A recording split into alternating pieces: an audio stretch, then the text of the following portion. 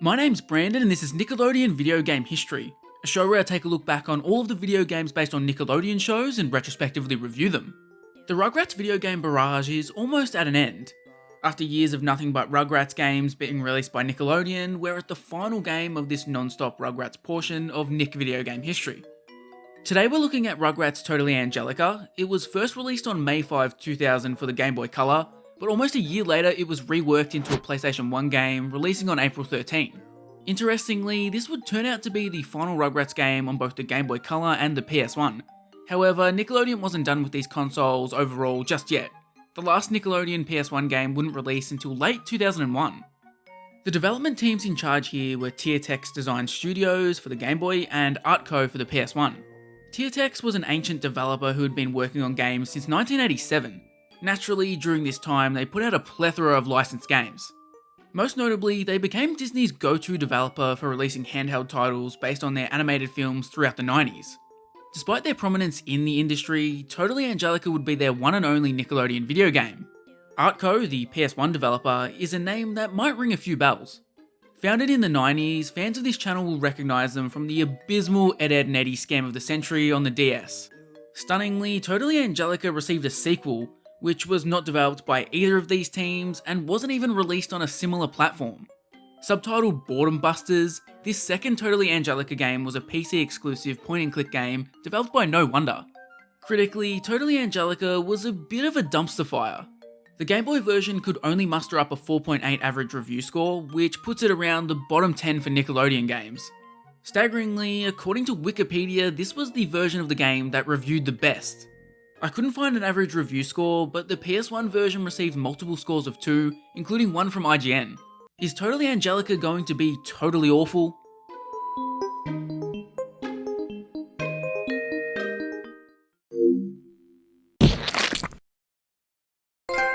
Open! Open! Open! Open!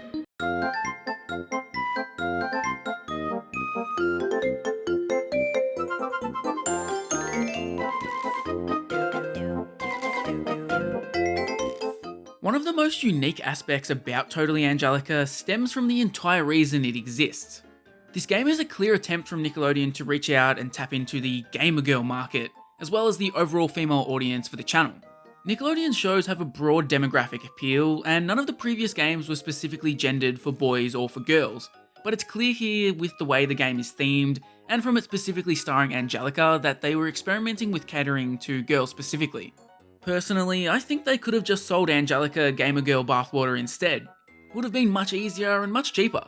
Also, from watching gameplay before heading into this, it seems that the PS1 and Game Boy Color versions are almost identical, just with the PS1 version bringing that game into 3D. I played about 30 minutes of the handheld version and it pretty much confirmed this, so to avoid repeating myself, I'm just going to focus on the PS1 game. So the entire premise of Totally Angelica is about her using her imagination to hold a mall fashion show. Everything starts with her getting some sort of Cynthia playset. When she can't open it, she just repeatedly yeets it around the room in a genuinely hilarious cutscene. Open! Open! Open! There! Open! Don't expect a slew of other cutscenes like this though. From my experience, this was the only one of its kind in the game, which is a little disappointing. Once this brief bit of setup is out of the way, you're dropped into a mall without much explanation. Eventually, you'll discover that you've landed in yet another minigame compilation. Seriously, every bloody Rugrats console game seems to be one of these. You access these minigames through different shop fronts, and when you successfully complete one, you're rewarded with an item of clothing. Initially, I thought this was a cool little cosmetic reward, allowing you to customize Angelica as you progress through the mall's minigames, but that's not the case. I also noticed that there was a points counter at the top with a target I needed to reach, but it wasn't changing when I completed minigames. Quickly, I started to put together what was happening. In Totally Angelica, you first compete in the minigames, winning various outfit pieces and accessories depending on what type of store it is. Then, once you've gathered up some items, you head to the fashion show where you need to dress up Angelica the best you can. You strut your stuff on the runway, a bunch of judgmental assholes give you a score out of 10, and then the points total of those scores makes your points counter go up. As you get the required points total, you gain access to the elevator, allowing you to head up to new floors and win new types of clothes. I have to admit, I'm slightly creeped out by the child beauty pageant aspect of this game. Those things have always sort of grossed me out, but I guess it's made slightly okay by this game actually taking place in Angelica's imagination. In my first fashion show, I got a whole ass 5 points. For reference, the target to move up a level was 25. I was rooting for you! We were all rooting for you! How dare you! Learn something from this! My first thought upon being booted from my first attempt on the runway was, I wonder if these points stack. Well, that was quickly cleared up as I entered my second show, grabbed 14 points, and then left with an overall total of 19. This seems kinda stupid to me. There's literally nothing stopping anybody from completing the entire game with the absolute worst outfits possible. Instead of overall points allowing you to progress up the floors, I think I would have preferred to see the target be an average score. Maybe the first floor requires you to have an average judge's score of 5 before progression. Another thing I'd overhaul is the fact that you don't really receive any feedback on your outfit. Sure, you can see what numbers the judges scored, but they don't give you any indicators for what's good or bad about your outfit. It ends up just being a game of trial and error, which is boring and a little tedious. Instead of grinding out the first floor minigames over and over again, hoping they'd give me some sort of killer accessory, I instead just brute forced my way to the second level, which was now asking me to get 125 points. New floors mean new minigames and new items to win for Angelica. Playing these minigames to win new stuff for Angelica isn't too bad when the minigames are new and fresh, but asking me to repeatedly play the same ones is just a big turnoff. In an ideal world, there would be dozens of minigames to play, and I actually wouldn't have had a problem with grinding to get the best fitting clothes. So once again, I brute forced my way to the next floor, and now I needed to get a bunch of points yet again. At this point, I was starting to sense a pattern. This game seemingly heavily ties your score to just putting as many accessories on Angelica as possible. There's actually a surprising number of different categories to fill in the fashion show portion, and I noticed that by just putting something on, regardless of whether it matched the outfit or not, would always drastically improve my score. All of my best scores seemed to come from just slapping everything I owned onto Angelica and pushing her out the door.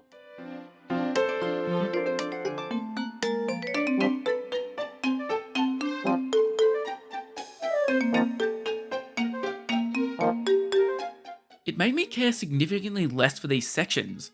Why should I try and put effort into giving Angelica a dope outfit if it actually doesn't matter all that much in the judging?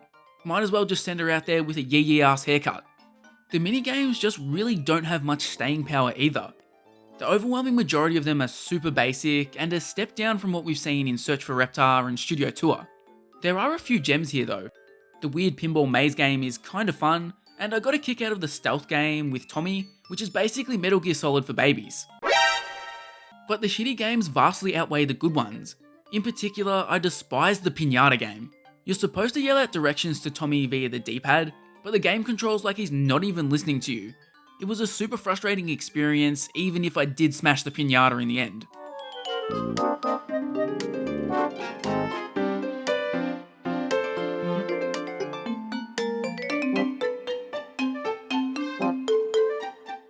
It's stunning how quickly the minigames run out of steam. By the time you reach the 4th floor, they've resorted to just repeating minigames. I've said this in 2 separate videos and I'll say it again. Don't force players to repeat your shitty minigames. The whole premise of Totally Angelica is just inherently flawed. To play the game properly, you're forced to repeat minigames over and over again until you get the perfect set of clothes and accessories. Not only is this repetition boring, but they run out of minigame ideas like halfway through the game. There was honestly no way this game was going to convince me to stomp up and down this mall replaying minigames to try and get the perfect outfit. Naturally, I committed myself to brute forcing my way to the very end. This plan was immediately punched in the fucking face when I progressed to the 5th floor and saw I had to grind 500 more tickets. No thank you, I'm done here. There's not a single new minigame on this floor, so I'm really not sure why the devs thought it was a good idea to include this section. It just doesn't need to exist because it adds literally nothing to the experience. We've got worse grinding here than in most JRPGs. In a perfect world where I had a magical outfit that could score perfect 10s, it still would have taken me 6 or 7 fashion shows to win enough points. Seriously, go fuck yourself, Totally Angelica. Visually, this game is kind of funky. It's got this weird hybrid of 2D and 3D going on, which I found kind of ugly. I think all of the character models are pretty solid, but a lot of the time when they're combined with the 2D elements, it just looks strange. It's hard not to be a little disappointed with the visuals and scope of Totally Angelica coming off the back of Studio Tour, which expanded on how big the levels were and definitely looked a lot prettier overall.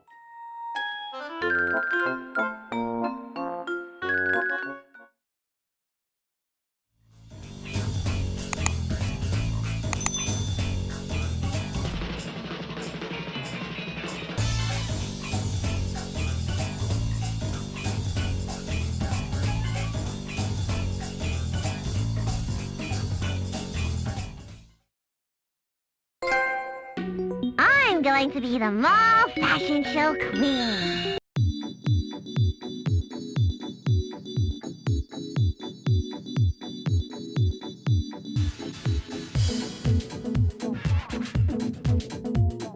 There's a version of Totally Angelica that is a perfectly fine kids game. Unfortunately, this here isn't that version. The skeleton of a decent kids game is here, but the execution is incredibly poor, and I get the feeling that most kids who pick this up would have become bored by it quickly. Most of the issues stem from the repetition of minigames and the fact that the fashion show aspects are in dire need of a rework.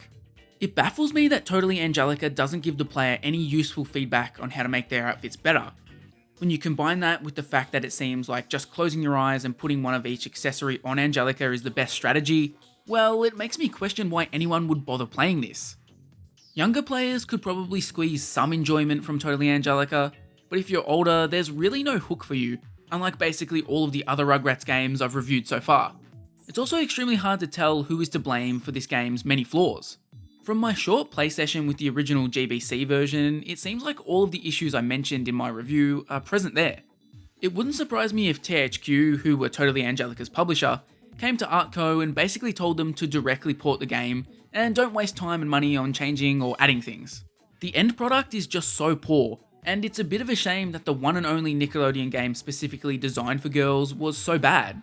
From a quick glance, it doesn't seem like Nickelodeon did anything like this ever again. Next time we'll be free of Rugrats as we look at a game from a different Klasky Csupo show.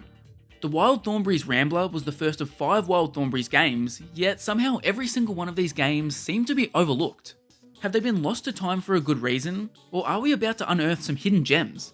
Make sure you subscribe to the channel so you don't miss out.